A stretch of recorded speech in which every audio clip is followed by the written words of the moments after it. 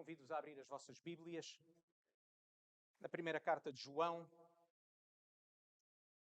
capítulo 3.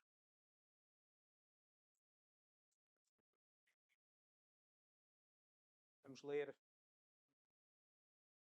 dos versículos 11 do capítulo 3 até ao versículo 6 do capítulo 4. 1 de João 3, 11 até 4, 6. Convido-vos a ficar de pé para lermos este texto bíblico.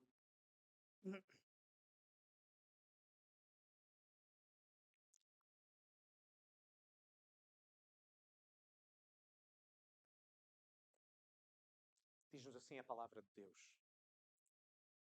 Porque esta é a mensagem que ouvistes desde o princípio, que nos amemos uns aos outros. Não como Caim, que era do maligno e matou o seu irmão. E por que causa o matou? Que as suas obras eram más e as do seu irmão justas. Meus irmãos, não vos maravilheis se o mundo vos aborrece. Nós sabemos que passamos da morte para a vida porque amamos os irmãos. Quem não ama o seu irmão permanece na morte. Qualquer que aborrece o seu irmão é homicida.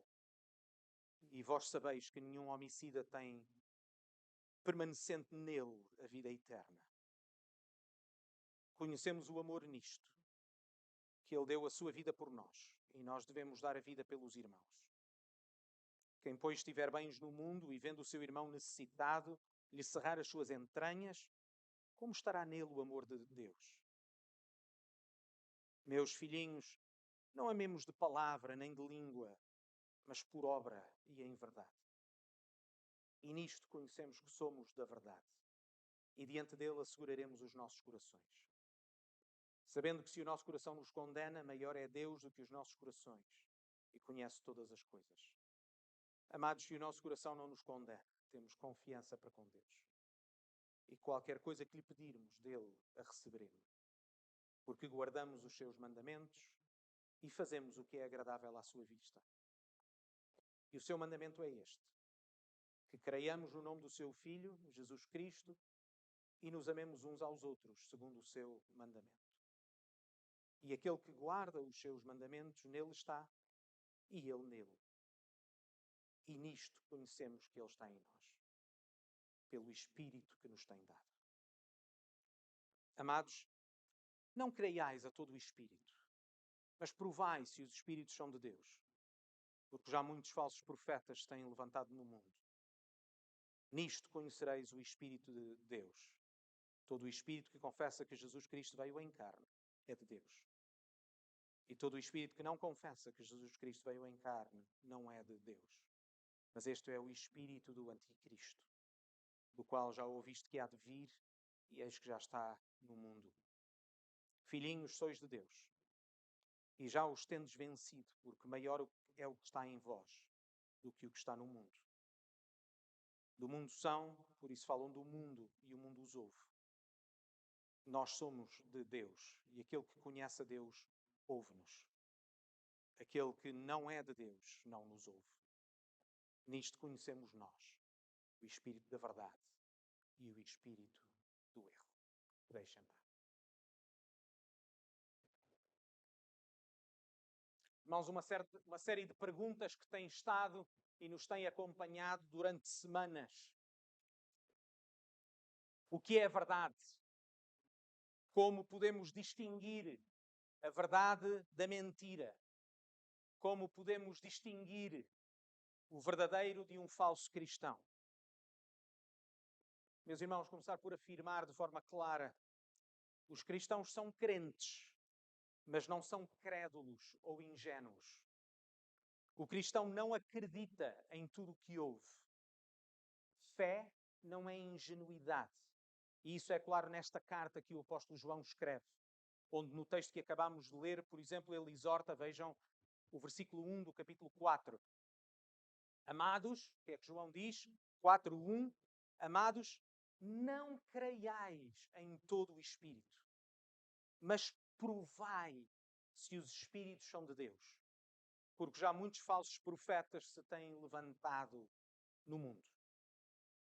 Qual é então a prova Como é que podemos então testar os espíritos? Qual é a prova que João fala? Vamos ver 3 pontos simples, sendo que o primeiro é o mais longo. E os dois, de certa forma, concluem todo o pensamento de João. Ponto número 1, vamos ver o que sabemos. Número 2, vamos ver o ódio do mundo. E número 3, vamos ver o amor de Deus. Vamos começar pelo ponto número 1, o que sabemos.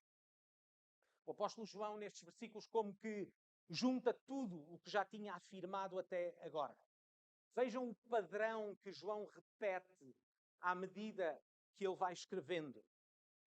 Vejam este padrão de saber ou de conhecer. Vejam o versículo 14. Diz, nós sabemos. Vejam o versículo 16. Conhecemos. E vejam também a forma como ele coloca na primeira pessoa do plural. Portanto, é um conhecimento comum. Não é um conhecimento individual e subjetivo. Vejam o versículo 19. E nisto conhecemos. Vejam a segunda parte do versículo 24. E nisto conhecemos. Vejam a segunda parte do versículo 6 do capítulo 4. Nisto conhecemos. Irmãos, mais uma vez, João deixa claro, é possível saber. É possível conhecer estas coisas. A insistência de João no que podemos saber ou conhecer mostra a importância da verdade para a fé cristã. Nós não acreditamos em todas as coisas, acreditamos na palavra de Deus e acreditamos naquilo que nos revela. A verdade é para ser conhecida. A verdade não é uma questão de opinião ou perspectiva. É verdade que somos humanos e por isso somos falíveis, porque ainda somos pecadores, não somos perfeitos. Mas notem que a revelação de Deus foi-nos dada para sabermos, não para continuarmos na ignorância. Notem que a principal preocupação de João não é o facto de sermos falíveis. E João já tinha dito que aquele que nega que peca é mentiroso. João já tinha chamado para que pudéssemos confessar os nossos pecados, mas a sua ênfase aqui não é essa. A sua ênfase é no facto de que nós podemos saber porque Deus assim o revelou. E com base na revelação de Deus, a Igreja pode fazer um julgamento do que é certo e errado, entre a verdade e a mentira, entre o falso e o verdadeiro cristão. Mas ao mesmo tempo, João escreve estas coisas porque conhecer, biblicamente, implica agir sobre o que sabemos. Saber implica responsabilidade. A ignorância pode ser utilizada como uma desculpa, mas o conhecimento implica um acréscimo dessa responsabilidade, porque agora sabemos. É por isso que João o repete tantas vezes. Como João já tinha dito no capítulo 2, no versículo 21, não vos escrevi porque não soubesseis a verdade, mas porque a sabeis. E porquê é que João precisa de escrever as verdades que eles já sabem? Porquê é que nós, domingo após domingo, precisamos de repetir as mesmas verdades que nós já sabemos? Para que possamos viver de acordo com essas verdades, no momento em que essas verdades são questionadas. Então, o que é que o texto nos diz que nós sabemos? Vamos afirmação a afirmação. Vejam o versículo 14. Capítulo 3, versículo 14.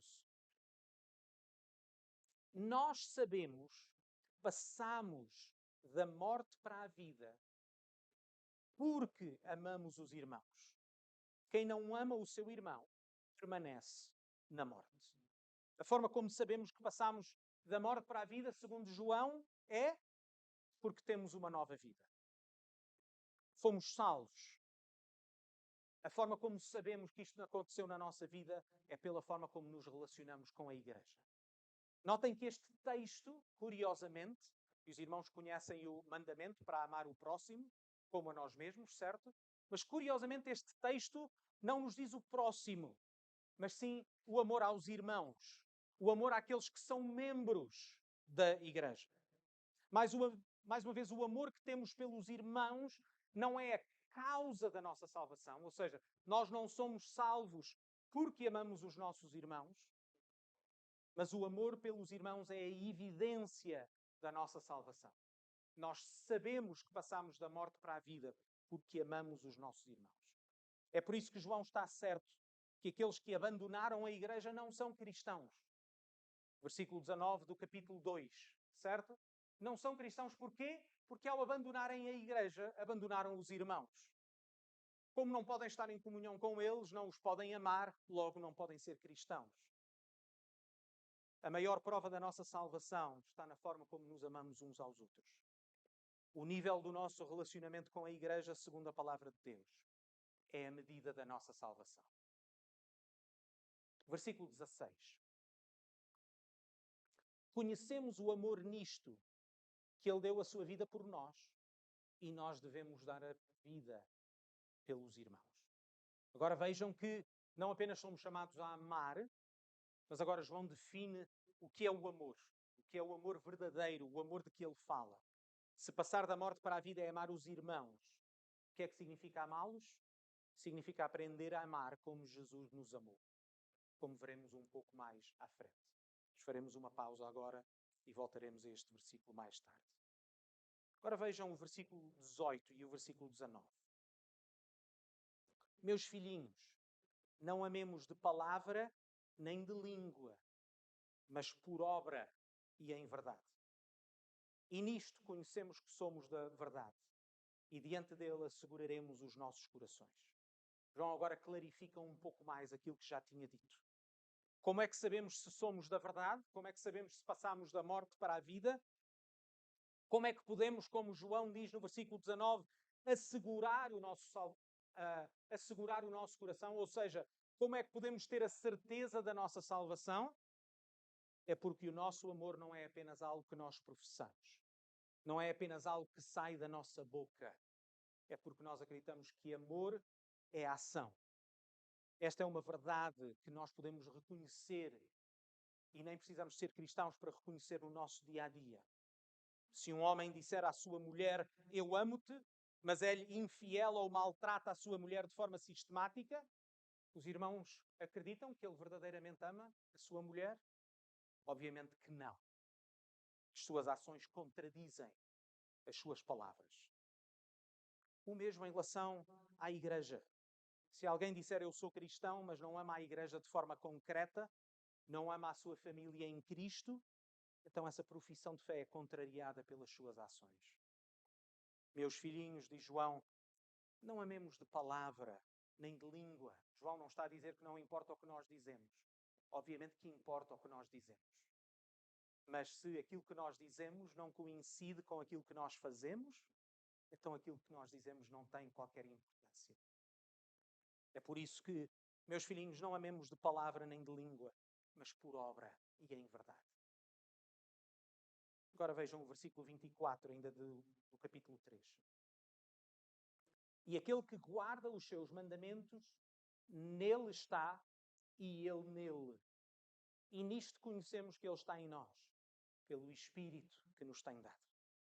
Este é um versículo facilmente retirado do seu contexto para argumentar que a certeza da nossa salvação é algo subjetivo. É o Espírito que me convence que eu sou salvo. Algo que sentimos. Mas, irmãos, prestem atenção à gramática deste versículo. Como é que o versículo começa? Vejam. E aquele que guarda os seus mandamentos, nele está e ele nele. E nisto conhecemos que ele está em nós. Como é que conhecemos que ele está em nós? Porque guardamos os seus mandamentos. Porque aquele que guarda os seus mandamentos está nele e ele nele. O Espírito é aquele que nos convence, o mesmo que nos convence da justiça, do pecado, do juízo.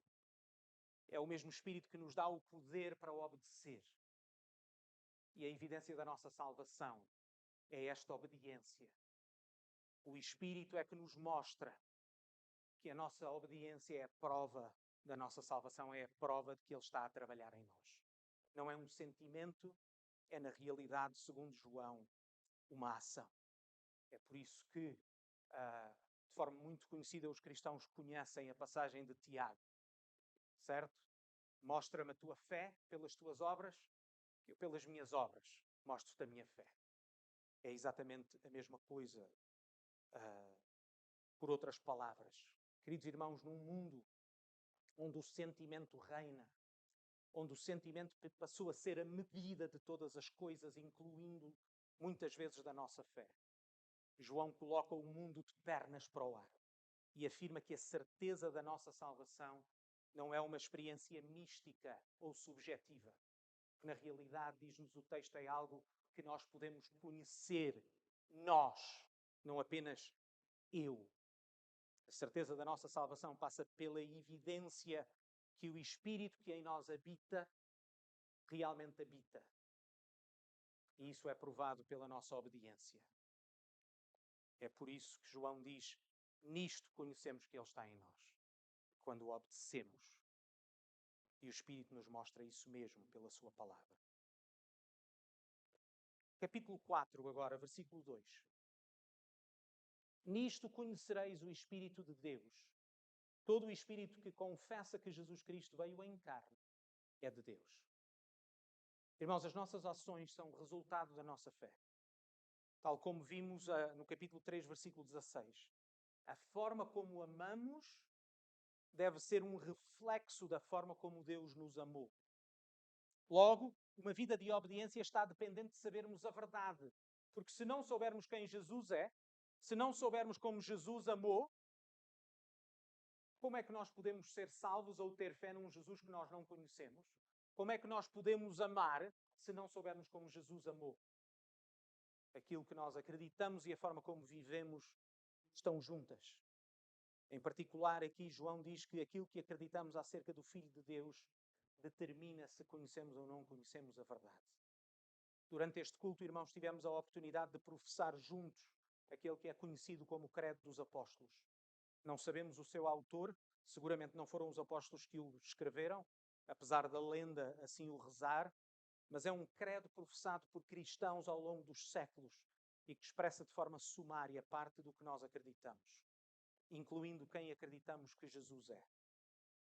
Aquilo que professamos manifesta também se somos de Deus e se temos o seu Espírito.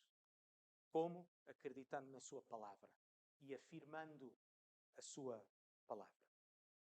Agora vejam por último o versículo 6. Nós somos de Deus. Aquele que conhece a Deus, ouve-nos. Aquele que não é de Deus, não nos ouve. Nisto conhecemos nós o Espírito da verdade e o Espírito do erro. Irmãos, de forma muito clara, como já afirmamos, o Espírito Santo é o único que tem a capacidade de convencer pessoas. Nós não temos, eu não tenho. A nossa responsabilidade enquanto igreja é anunciar a verdade, não é mudar corações, que só o Espírito Santo pode fazer. Por isso, a capacidade de ouvir, por exemplo, o que está a ser pregado, a capacidade de entender, de aceitar a palavra de Deus, é a manifestação do Espírito na vida de alguém. Na verdade, segundo João, essa é a medida, segundo ele diz no versículo 6, pelo qual nós podemos discernir o espírito da verdade e o espírito do erro. Aquele que, por exemplo, falsamente afirma ser cristão, mas que não o é. É aquele que não ouve as palavras que são pregadas e continua no seu pecado, como se tivesse razão. Em suma, nas palavras de John Stott, para que os irmãos percebam que as coisas que têm sido pregadas são as coisas que os cristãos têm pregado ao longo dos anos. Diz-nos assim, é uma citação longa, não é comum comigo, mas peço a paciência dos irmãos. O apóstolo João une todos os cordéis que desenrolou separadamente nestes 3 primeiros capítulos da sua epístola. Ninguém pode atrever-se a alegar que permanece em Cristo e Cristo nele, a menos que seja obediente. Permanecer em Cristo não é uma experiência mística que qualquer homem pode alegar que tem. A confissão de Jesus como Filho de Deus que veio em carne e uma vida coerente de santidade e amor são indispensáveis. É nisto, conclui ele, que nós conhecemos que ele permanece em nós, pelo Espírito que nos deu no início da nossa vida cristã. À primeira vista pode parecer que esta referência ao Espírito Santo em nós introduz um critério subjetivo de segurança, incoerente com o que tinha sido dito antes. Mas o Espírito, cuja presença é a prova da permanência de Cristo em nós, manifesta-se objetivamente na nossa vida e na nossa conduta. É Ele que nos anima a confessar Jesus como Cristo vindo em carne, como João imediatamente demonstra. Também é Ele que nos capacita a viver retamente e a amar os irmãos. E assim, se quisermos assegurar os nossos corações, quando eles nos acusam e nos condenam, temos de buscar prova da obra do Espírito Santo. E particularmente se Ele nos tem dado a capacidade de crer em Cristo. Capacidade de obedecer os mandamentos de Deus e a amar os irmãos. Pois a condição para a permanência é a obediência. E a prova da permanência é a dádiva do Espírito. Por isso, irmãos, capítulo 4, versículo 1. Como testamos os Espíritos, que a palavra de Deus revela aquilo que sabemos, como João diz, aquilo que conhecemos pelo que acabamos de ler. O teste de um verdadeiro cristão é feito pela verdade afirmada e pela conduta de vida. O que acreditamos e a forma como vivemos. Fé e obras, como duas faces da mesma moeda. É essa a razão que qualquer pessoa que deseje ser membro desta igreja deve assinar 2 documentos. Uma confissão de fé e a aliança de membresia da nossa igreja. Na confissão de fé estão descritas de forma sumária, portanto não exaustiva, não estão escritos todos os ensinos que a Bíblia afirma, mas está escrito um sumário das coisas mais importantes que nós acreditamos e que nos unem enquanto igreja. E por isso devemos estar unidos naquilo que acreditamos. Mas também a aliança de membresia, onde também de forma sumária e simples estão descritas e expressas os compromissos que nós assumimos na forma como devemos viver enquanto igreja. É essa aliança que, para que os nossos visitantes saibam que a igreja, e nessa altura pedirei apenas aos membros da igreja que fiquem de pé, que nós iremos ler depois de tomarmos a ceia, para nos lembrarmos que temos este compromisso mútuo, não apenas com aquilo que nós afirmamos, mas na forma como vivemos. Fazemos isto porque acreditamos que é uma representação daquilo que a Bíblia afirma. Estamos unidos na fé. Estamos unidos numa mesma forma de viver, porque acreditamos no mesmo Deus. E acreditamos que o Deus que ordena a um, ordena também ao outro. Mas, irmãos, e esta é a parte difícil para nós. Se o cristianismo é verdadeiro, se a palavra de Deus é a palavra da vida, que é que historicamente os cristãos têm sido tão perseguidos? Porque é que a mensagem do Evangelho é tão rejeitada? Porque é que o mundo, de formas mais ou menos explícita, odeia a igreja e a sua mensagem? Ainda mais, porque é que João, no versículo 13 do capítulo 3, diz: meus irmãos, não vos maravilheis se o mundo vos odeia. Isto leva-nos ao segundo ponto, que é o ódio do mundo. Vejam também os versículos 5 e 6 do capítulo 4. Diz-nos assim: do mundo são, por isso falam do mundo e o mundo os ouve. Nós somos de Deus. Aquele que conhece a Deus, ouve-nos. Aquele que não é de Deus, não nos ouve. Nisto conhecemos nós o espírito da verdade e o espírito do erro. Irmãos, sabemos nós, porque a palavra nos revela que desde Adão e Eva que as pessoas vivem em permanente rebelião contra Deus. E o pecado tem este efeito, o pecado afasta as pessoas de Deus. Mas mesmo no seu pecado, mesmo em rebelião contra Deus, as pessoas querem ser aceites. É um sentimento natural no ser humano. É por isso que as pessoas sentem-se ameaçadas e ofendidas, na medida em que querem continuar a viver a sua vida sem prestar contas a Deus. A mensagem cristã é como uma luz no meio da escuridão.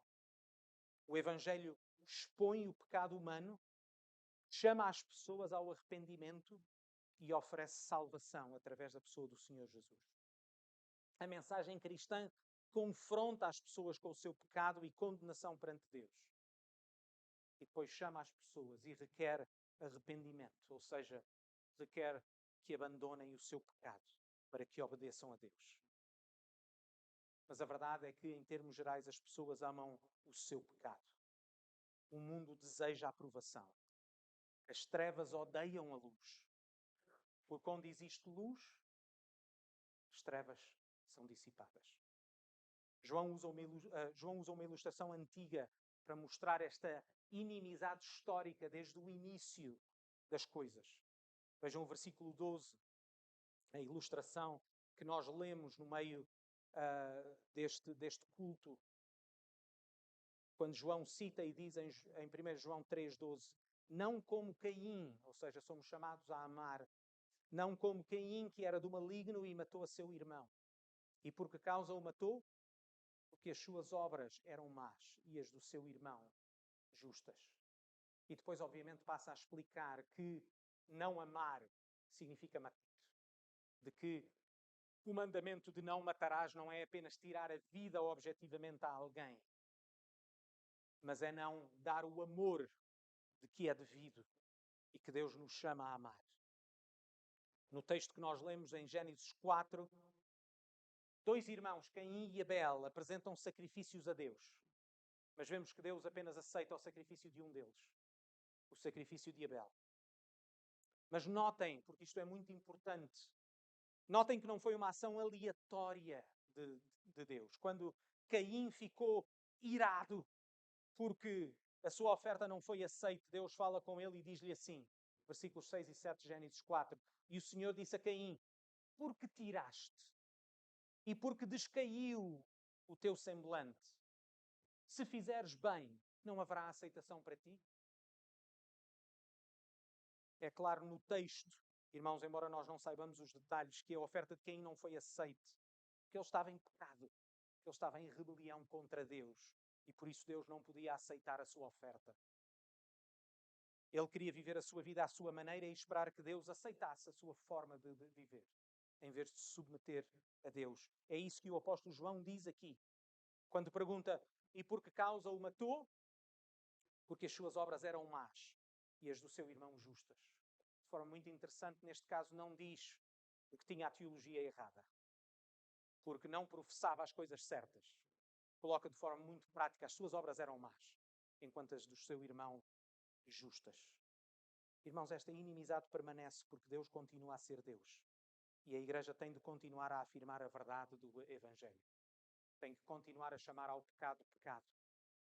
Porque sem chamar ao pecado, pecado, não existe esperança de salvação. Ninguém correrá para Jesus para que o salve, sem primeiro reconhecer que é pecador e que está condenado perante Deus. Ninguém buscará a reconciliação com Deus sem primeiro saber que está em inimizade contra Deus. Mais uma vez vejam o versículo 5 e 6 do capítulo 4.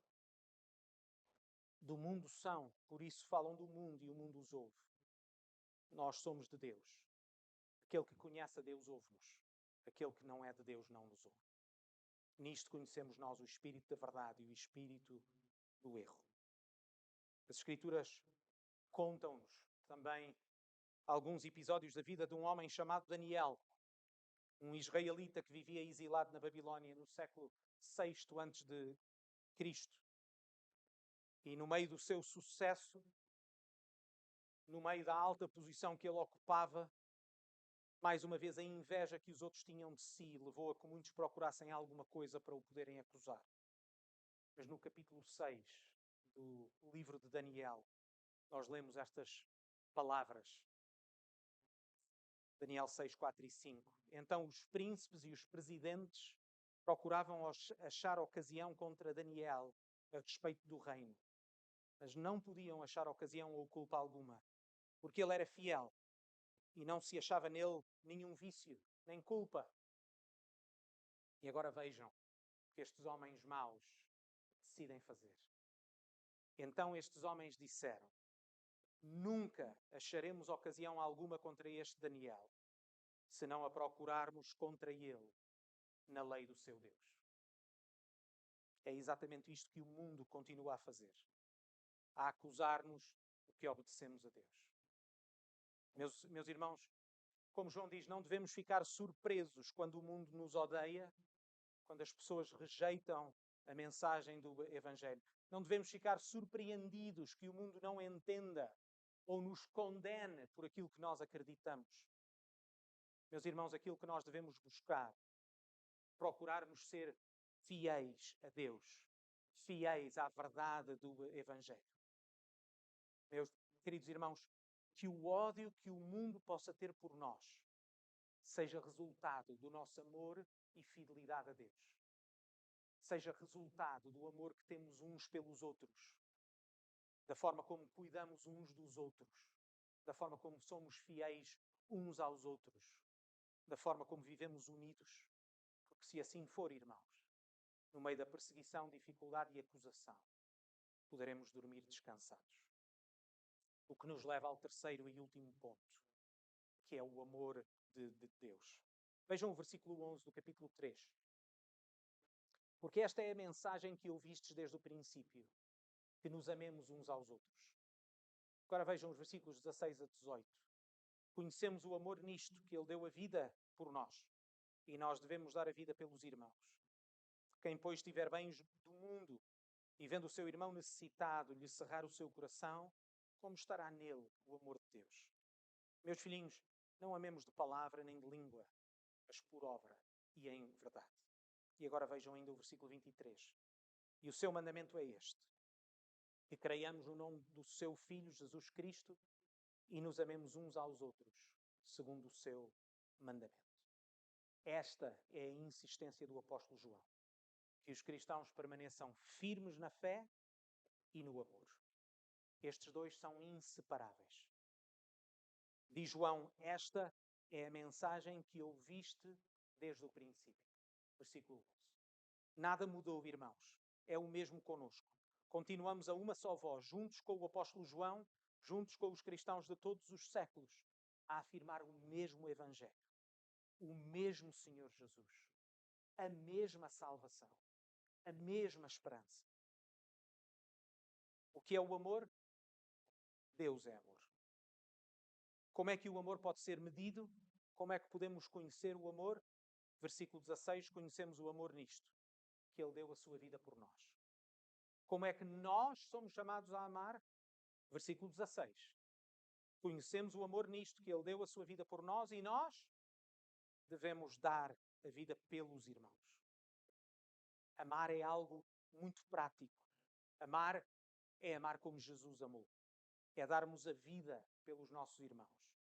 Da mesma forma como Jesus deu a vida pela sua igreja, assim também nós devemos dar a vida pela nossa igreja. Este amor é manifesto das formas mais simples. Vejam o versículo 17. Irmãos, não é complicado. Quem, pois, estiver bens no mundo e vendo o seu irmão necessitado lhe cerrar o seu coração, como estará nele o amor de Deus? É tão simples como a demonstração de amor em coisas simples. Meus irmãos, como diz João no versículo 18, mais uma vez, não amemos de palavra nem de língua, mas por obra e em verdade. É de forma concreta que devemos amar a nossa igreja. É de forma concreta que devemos amar os nossos irmãos.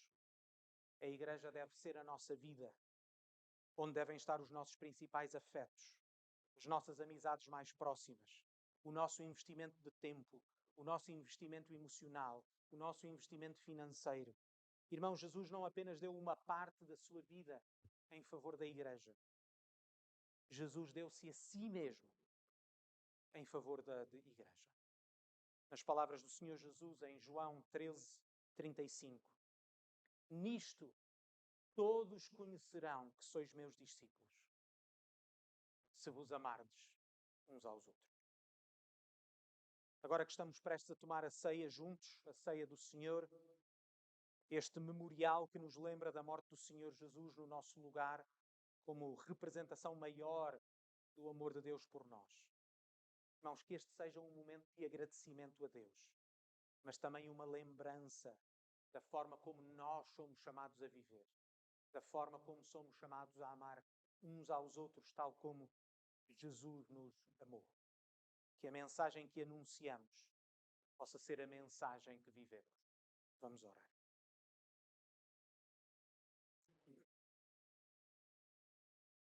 Pai do céu, nós mais uma vez agradecemos a Tua palavra. Agradecemos porque ela é verdade. Agradecemos porque por ela nós podemos saber. E aquilo que pedimos é que nos ajudes a conhecer-te cada vez melhor. E que esse conhecimento seja manifestado nesta igreja. Na forma como vivemos unidos. Na forma como nos amamos uns aos outros. Oramos e pedimos estas coisas no nome do Senhor Jesus. Amém.